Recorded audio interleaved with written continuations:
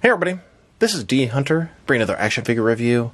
Today, we're going to be looking at McFarlane DC Multiverse Cassandra Cain Batgirl. This is from the comic series Batgirls, at least that's what it says on the side of the box. But she's in pretty much the same costume she had during No Man's Land, etc., etc. This is a figure I've been really looking forward to. This is a Target exclusive, so let's take a look at the packaging. As you can see at the top, 22 moving parts, McFarlane Toys. As part of the Gold Label collection. A Gold Label figure is simply a retailer exclusive.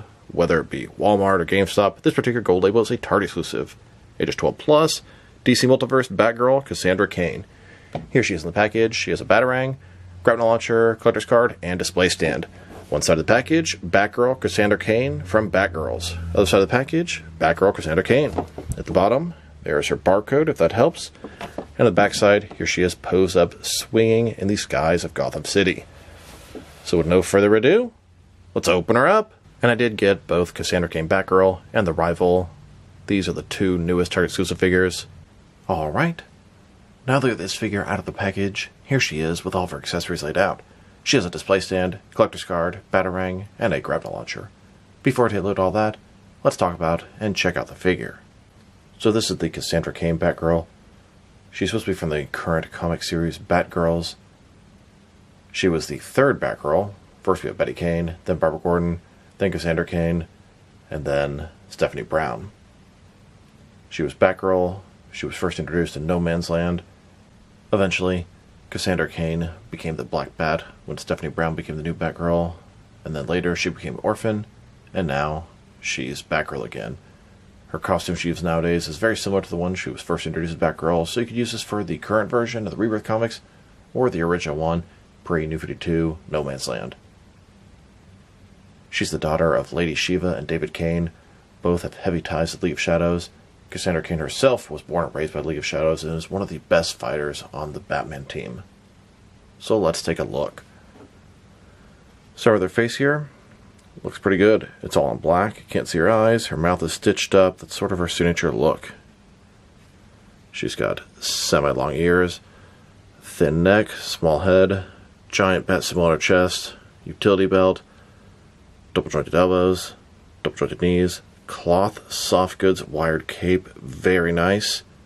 It looks like we have a lot of reuse from the Barbara Gordon Batgirl figures, and we'll check that out in depth later in the video. And a closer look at her face and head sculpt. Between not seeing her eyes and the stitched up mouth, she has a very mysterious look to her.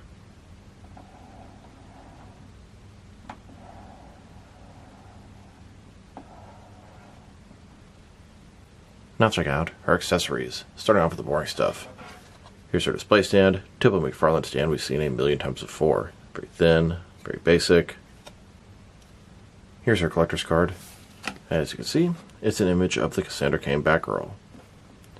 Batgirl Cassandra Cain from Batgirls. On the back, there is a description. If you want to read that, go ahead and pause now. Then we have her Batarang and grapnel gun. The Batarang, pretty large, made all gold color. And then we have a grapnel launcher. You have the handle here, looks like a gun, with a rope or wire that goes to a hook. Now, I do wish they would make this peggable so you could remove it and attach it as needed. Here's Batgirl holding and getting ready to throw her Batarang. It's a little bit too large for her hand, too large for the figure. And here she is, holding and get ready to grapple away. Now let's talk about her cape. She has this cloth soft goods cape with the wire in it, which is a very nice feature. It's not quite as nice as, say, the Platinum Bale Batman or the Detective Comics 27 Batman, but it's still a very nice cape. So, like I said, it's made of a cloth soft material. It's got the jagged edges like Batman, and then it has this wire that goes along either side. The cape is a little bit longer than her if you put it all the way down, so you kind of have to bend it a little bit at the bottom, which is fine. It has a sort of flowing look to it, but you can make all kind of different poses. If you wanted to stretch that thing out as far as you could, it'd be about like that. You can have her sort of draping it to one side like it's flowing in the wind. You could have her with her arm sort of holding it in front of her. There's just so many different options for this thing. It's very nice. But typically when I have it next to her, I like to fold it down. And then at the bottom, kind of move it to the side. Do the same thing on the other side here. And that's more or less my neutral pros with this cape. Now I want to check out the reuse and differences between the Three Jokers Batgirl and this new Cassandra Cain Batgirl. So, obviously, their heads are totally different. Their capes are totally different. It looks like the torso area appears to be the same. The arms appear to be the same. She has these sort of dated ball wrist joints. Looks like the belt's a little bit different, diaper piece. And then the legs appear to be the same. You can see the sculpted sort of Batgirl boots down there. So, a lot of reuse, but it makes for a pretty nice Cassandra Cain Batgirl figure. And this original Batgirl figure from McFarlane has the same legs as the Three Jokers, same arms, and then it looks like Cassandra Cain here took her diaper piece. So the only true new parts are going to be the cape and the head. And I think it works just fine for Cassandra Cain Batgirl. I've been waiting for this character for a long time for McFarlane, so maybe I'm being a little bit forgiving, but I think it looks just fine. Now it's not 100% accurate, like the boots, but it's close enough. Nothing really stands out or bothers me. And this is now going to be the fourth figure that uses the Three Jokers Batgirl body. She does have parts of the other previous McFarlane Batgirl, but predominantly this figure. Now that I've taken a pretty good look at the figure and her accessories, let's check out her height. From bottom to the top of her head, standing at about 6.75 inches tall, which is going to translate to about 17 centimeters. If you go to the top of the ears, about 6.9 inches tall. And for articulation, starting with her head, of course, she can rotate from side to side, can look up and down about that far, up not too much, down pretty good amount, can't tilt her head from one side to the other. Shoulders, ball joint goes up way more than 90 degrees, up, down, around, all that good stuff. She's got this butterfly ring between her shoulder and chest, increasing the range of motion and covering the large gap that would be there. Bicep cut, double jointed elbows, they go all the way in.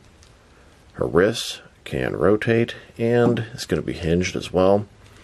Ball joint her torso, rotate around, forward and back. Another one in her waist, rotate around, forward and back. Between the two, pretty good range of motion in the torso area. I get more out of the torso than the waist on her. Legs, complete of splits, McFarlane style hip joints. Rotation is almost non-existent. Legs go forward about that far, back not much. Double jointed knees. And then her ankles, which have those hideous balls in them, forward and back. Rotate, tilt, rock, and of course, toe articulation. Here's Cassandra Cain on a rooftop of Gotham overlooking defending the city. That's how she first appeared in No Man's Land, filling in for Batman during his absence. Now let's check her out, next to some other action figures, starting off with some other Cassandra Cain Batgirl figures. Now there's nothing in the packaging that states this, but I believe this page puncher fighting the frozen Batgirl is actually supposed to be Cassandra Cain. I believe I read that in a couple different places. And here she is, next to the DC Direct versions of the Cassandra Cain Batgirl. Then, next to Mattel DC Superheroes Cassandra Cain. Now this is my favorite Cassandra Cain Batgirl figure out there. Very well done. Also has some reuse from Mattel's Batgirl figure. But this McFarlane one has dethroned her as my favorite Cassandra Cain Batgirl in my collection. And now, next to a custom version of Cassandra Cain as the Black Bat. Cassandra Cain started off as a Bat ally, the Batgirl. Then she became the Black Bat. Then she became Orphan, and now she's Batgirl again. Here are all the different Cassandra Cain figures that I have, 4 of which are her in her Batgirl costume. 1 is a custom in her Black Bat costume, and then 2 are her in a Batgirl costume from Fighting the Frozen, which is not really accurate to any traditional comics.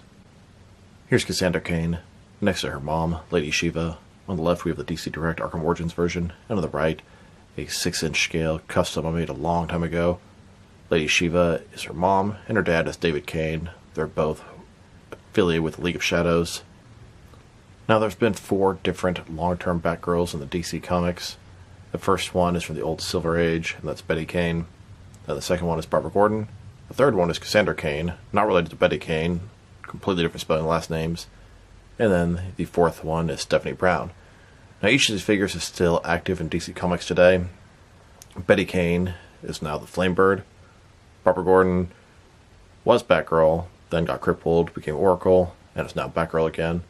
Cassandra Cain was first Batgirl, then the Black Bat, then Orphan, and now Batgirl again, and then Stephanie Brown was originally the Spoiler, then Batgirl, and the Spoiler again, and now I believe she's called Batgirl. Now let's check her out, next to some other McFarlane Batgirl figures.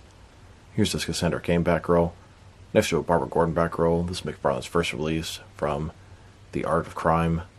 And here she is, next to the 3 Jokers Batgirl. This is also Barbara Gordon, and they made 3 different variations. The single release, the Batman Family 5-pack release, and the Jokerized version.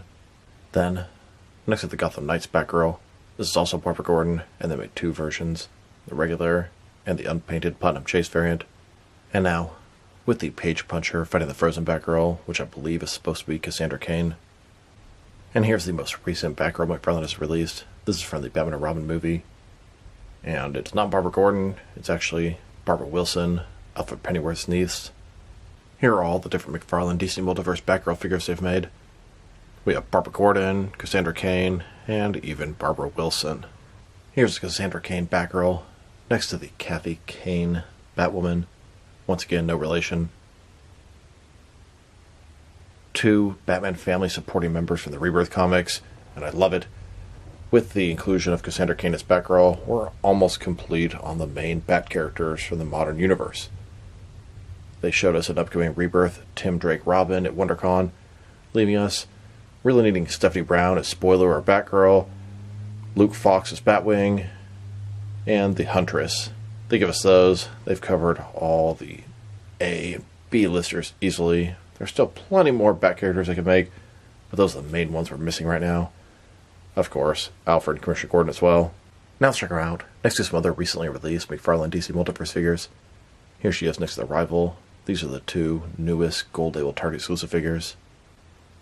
Here she is, next to Red Tornado and Animal Man, the previous wave of Target exclusive McFarlane figures. And here she is, next to the most recent Batman wave. We have Azrael as Batman armor, both the red and Platinum Chase blue versions. Black and Gray Nightfall Batman, and then the first appearance Detective Comics 27 Batman, both the regular and Platinum Chase versions.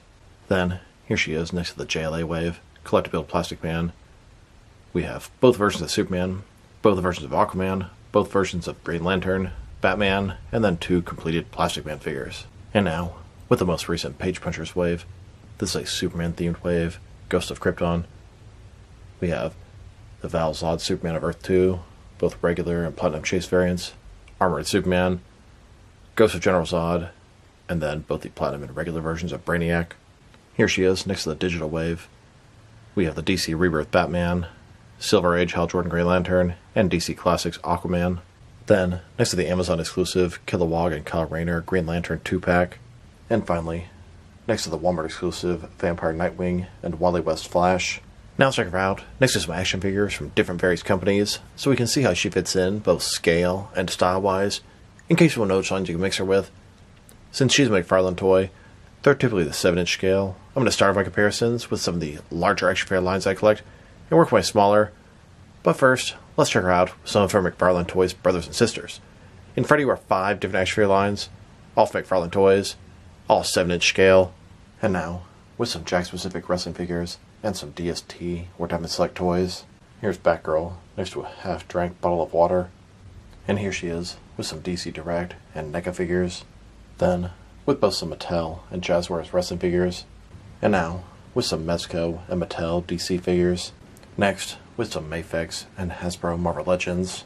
And finally, with some SH Figure Arts and some Jazzwares Fortnite figures. Overall, I really like this Cassandra Cain Batgirl figure. Now I know it's lazy reuse. 95% of her is from the 3 Jokers Batgirl, but I really like her. I think she looks great. This is the best Cassandra Cain Batgirl that any company has made so far. Sculpt and paint job are excellent. Articulation's pretty good. The only thing that points out to me is the large ball joints on the wrists and the ankles. They're ugly, they're hideous, but McFarlane has improved since then. Unfortunately, when reusing some of the older figures, it's noticeably backsliding. There are some minor inaccuracies, like the boots or the area in the back of the shoes, but I can get past all that because I'm really happy to add this character to the collection. I'm really happy that this is the best Cassandra Cain Batgirl out there. I've always been a fan of the character. I've always been a fan of her and her Batgirl outfit, and McFarlane delivered. Not only is she a new member of the Rebirth Bat family, but she looks pretty much the same as she did in No Man's Land, so she could be from the 2000s comics or the 2020s. I'm probably being a little bit generous or forgiving on this, but like I said, I just really like the figure. The cape is fantastic, the wire in it, the head sculpt is good. I'm very, very pleased. And my initial thoughts were, oh, look at that, more of the same. But in hand, she's just awesome, and I'm really happy to add her to my Bat family team. If I were to rate this figure, my first thought is I want to give her an 8 out of 10, and she probably doesn't deserve that, but I'm enjoying her so much that is where the rating is going to land. So if you're on the fence about getting this figure, I would suggest go get her. She is awesome. So this is D Hunter. Thank you guys for watching this video. If you liked the video, press like below. If you have anything you want to say about the video, add to the comment section. If you want to see additional action figure reviews from me, press subscribe. I do appreciate when you do that. Once again, this is D Hunter. Thank you guys for watching this video, and I'll talk to you guys real soon.